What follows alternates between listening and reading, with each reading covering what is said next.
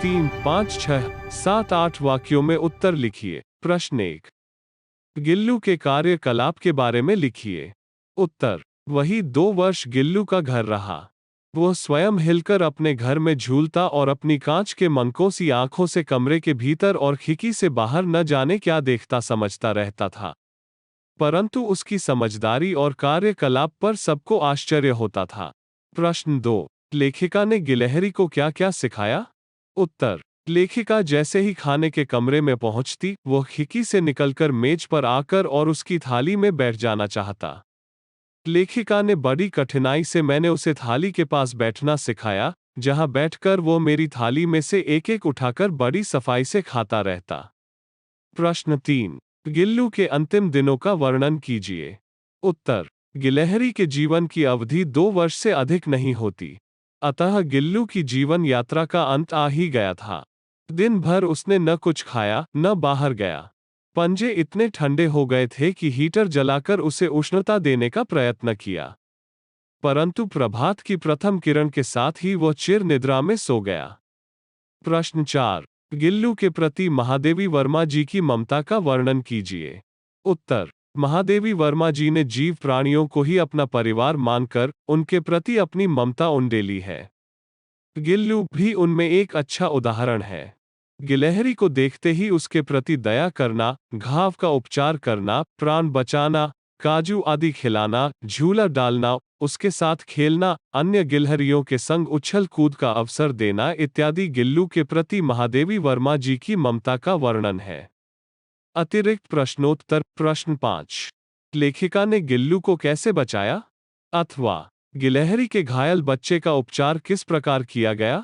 उत्तर, लेखिका गिल्लू को हौले से उठाकर अपने कमरे में ले आया, 73 से रक्त पोंछकर घावों पर पेनिसिलिन का मरहम लगाया।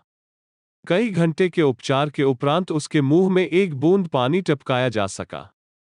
तीसरे दिन वह इतना अच्छा और आश्वस्त हो गया कि लेखिका की उंगली अपने 2 नन्हे पंजों से पकड़कर नीले कांच के मोतियों जैसी आंखों से इधर उधर देखने लगा। इस प्रकार लेखिका ने गिल्लू को बचाया। प्रश्न 6, गिल्लू लेखिका से अपना स्नेह कैसे व्यक्त करता था? अथवा लेखिका का ध्यान आकर्षित करने के लिए गिल्लू क्या करता था? अथवा गिल्लू लेखिका को कैसे परेशान करता था? उत्तर, जब लेखिका लिखने बैठती तो गिल्लू उनके पैर तक आकर सर से पर्दे पर चढ़ जाता और फिर उसी तेजी से उतरता। जब तक लेखिका उसे पकड़ने के लिए नहीं उठती, तब तक उसका यही क्रम चलता। कभी कभी वह घंटों मेज पर दीवार के सहारे खड़ा रहकर अपनी चमकीली आंखों से लेखिका का कार्यकलाप देखता रहता। भूख लगने पर चिक चिक करके मानो लेखिका को सूचना देता। इस प्रकार गिल्लू अपना स्नेह प्रकट भी करता और परेशान भी करता। प्रश्न 7, सोनजूही में लगी पीली कली को देख लेखिका के मन में कौन से विचार उमड़ने लगे? अथवा सोनजूही की लता के नीचे बनी गिल्लू की समाधि से लेखिका के मन में किस विश्वास का जन्म होता है? उत्तर, सोनजूही की लता के नीचे गिल्लू की समाधि है। वह लता उसे सबसे अधिक प्रिय थी।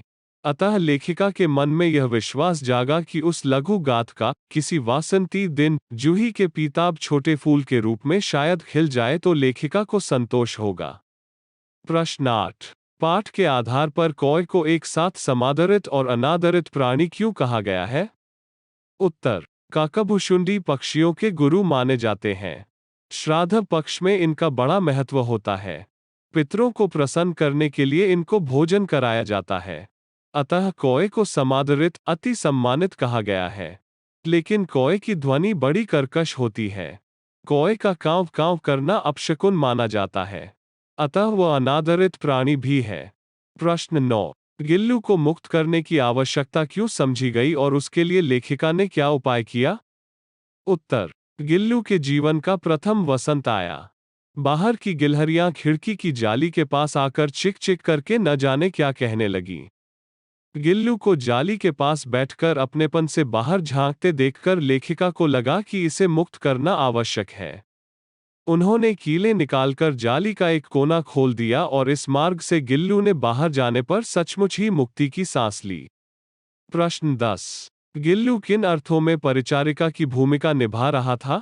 उत्तर, लेखिका अस्पताल से जब घर आती है तो पता चलता है कि उनकी अनुपस्थिति में गिल्लू ने अपना प्रिय खाद्य काजू बहुत कम खाए थे। अब वो लेखिका की अस्वस्थता में तकिए पर सिरहाने बैठकर अपने नन्हे नन्हे पंजों से लेखिका के सिर और बालों को हौले हौले सहलाता रहता। लेखिका गर्मियों में जब काम करती रहती तो गिल्लू न बाहर जाता न झूले में। वह सुराही पर लेट जाता और इस प्रकार समीप भी रहता और ठंडक में भी रहता।